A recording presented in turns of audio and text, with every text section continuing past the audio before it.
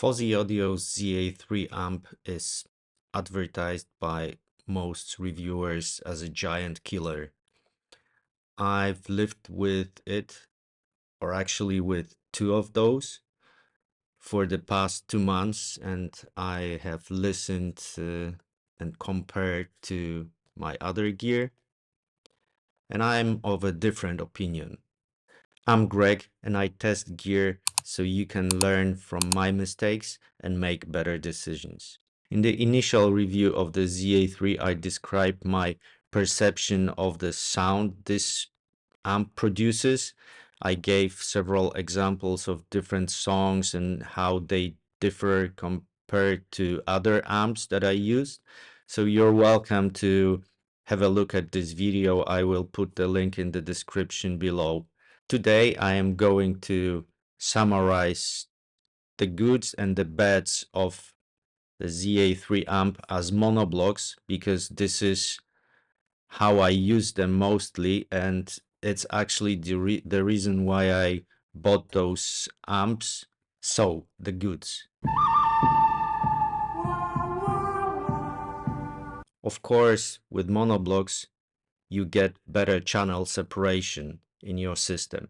I used a balanced preamp and balanced XLR cables.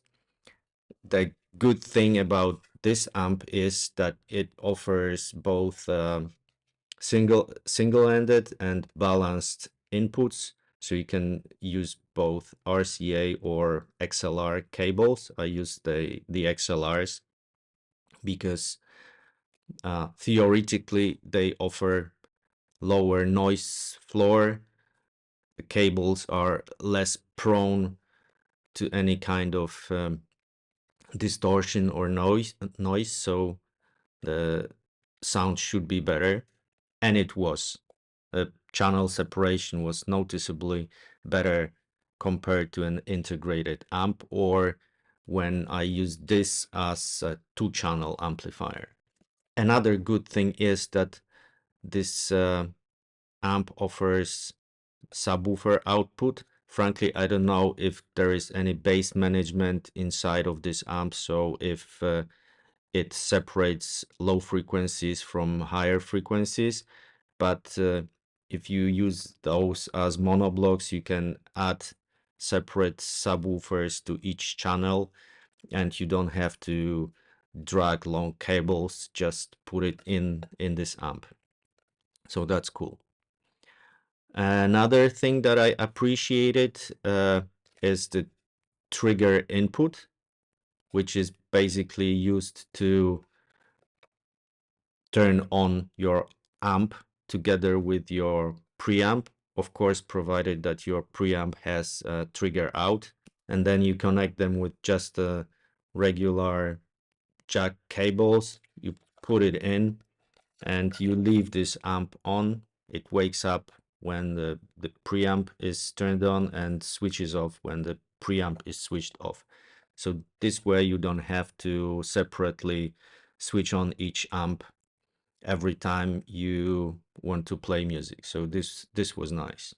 I also like the small footprint of this amp. It's obviously a Class D amp, and since it's so small, you can put it beneath your speaker. I have Lintons with dedicated stands, and those amps fit perfectly on those stands under the speakers. Of course, you have a separate power brick, so you have to account for that as well. I used 48 volt 5 amps version, which gives a slightly more power to this amp compared to the standard 32 volt, but I did not compare the differences, the sonic differences between those two power bricks. I just bought the more powerful ones because why not? And now the beds.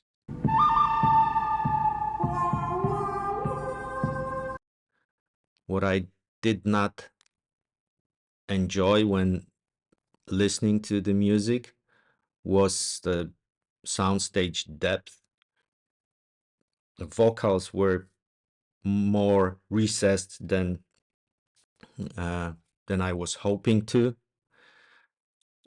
Although the channel separation was good, the instrument separation was not very obvious, so you could not pinpoint precisely where specific instruments are. I must add that I'm mostly listening in near field situation.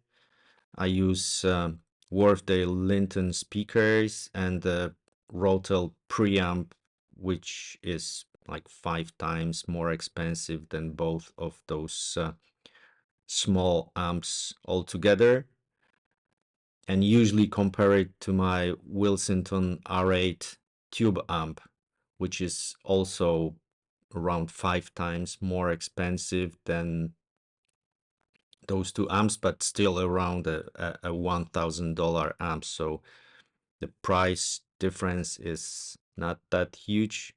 Two ZA3s are around 300 US dollars.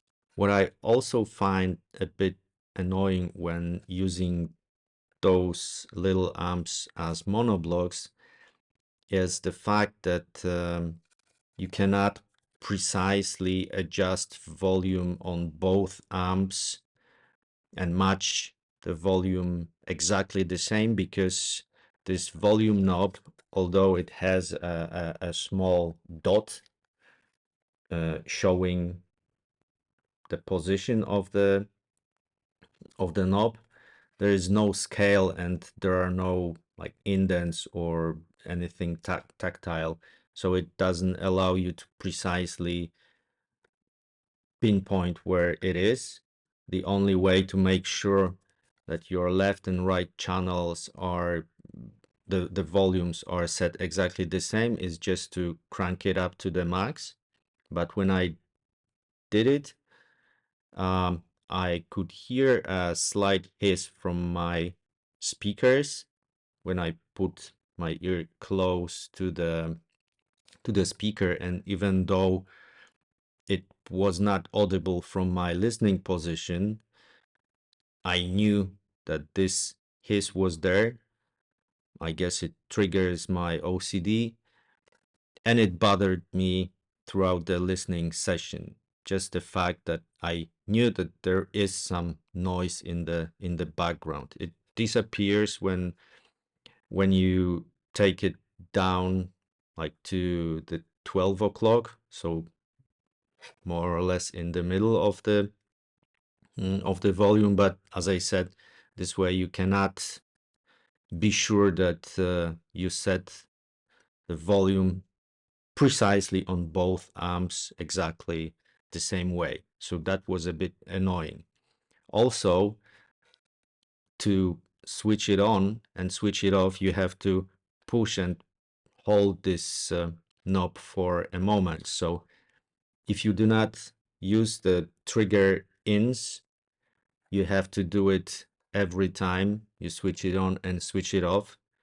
And of course, because it is very easy to turn this knob, you might change the volume on the amp slightly while switching it on or switching it off, which is also a bit disturbing or annoying uh, when you want to have it set exactly every time on the same position.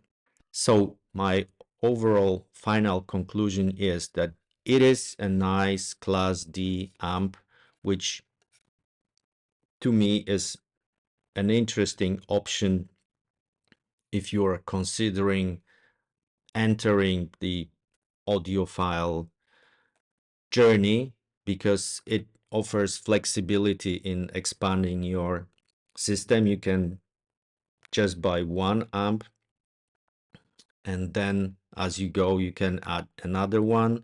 Of course, then you need a preamp or maybe a DAC that has volume control and can act as a preamp to manage two separate amps.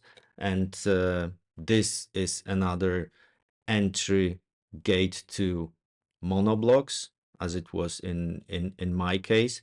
But if you plan to use those or consider using those as monoblocks, you have to take into consideration the minor drawbacks it has, and also the fact that if you use it as a monoblock, actually not you are not using the whole power this amp gives, because it just uses the amplification of one channel internally, so the rest of the amp is wasted.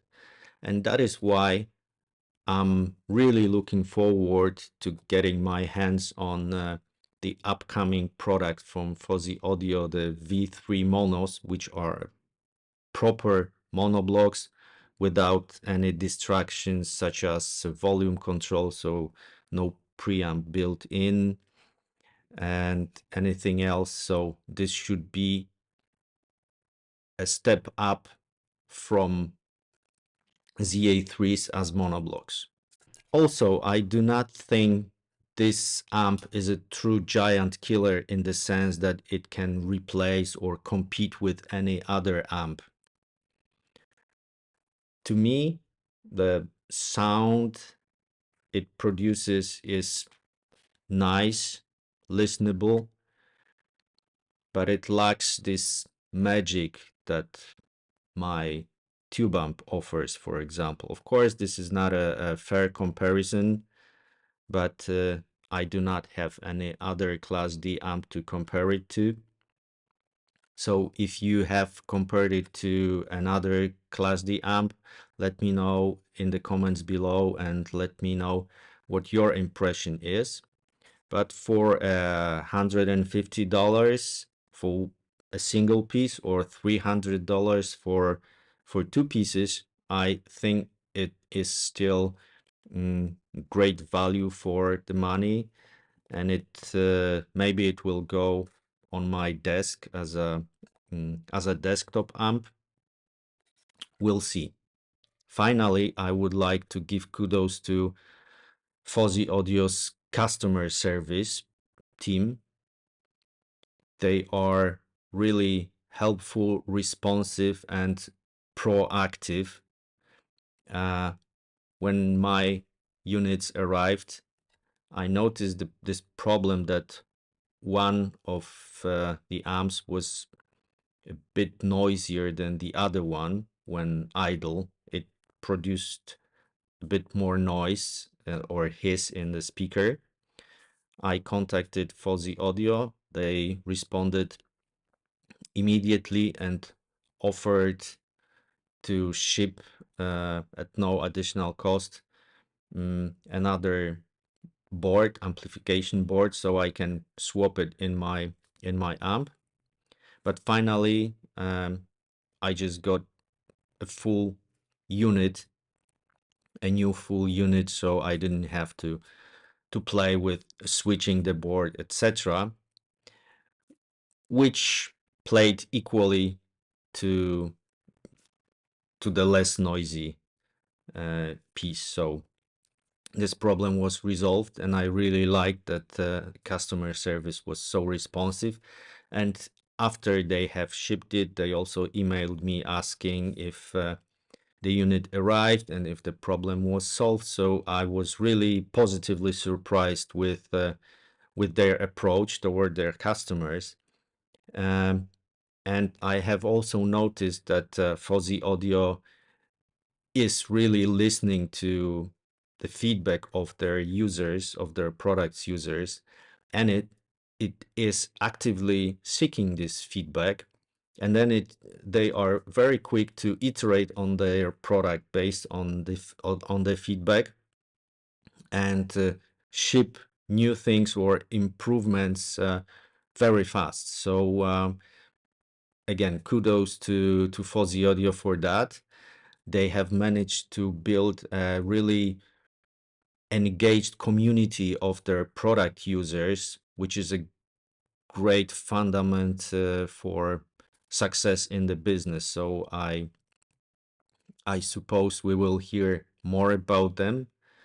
And well, as I said, I'm really looking forward to V3 Monos, the new amp that is coming to the market in about a month. I have already purchased or pre-ordered two of those on on Kickstarter, and I'm anxious to compare the V3 monos to my ZA3s as monoblocks.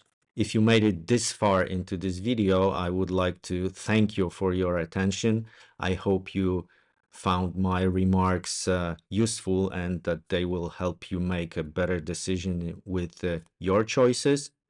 But do remember that at the end of the day, how you perceive music is very subjective, and the best way to choose gear is not just by listening to online reviewers, but to test the gear yourself and decide what sounds better to you in your room, in your environment, to your ears, and what fits your needs best. Please consider subscribing to my channel and giving this video a thumbs up if you found it useful. This will encourage me to produce more content for you with the hopes of helping others making better decisions.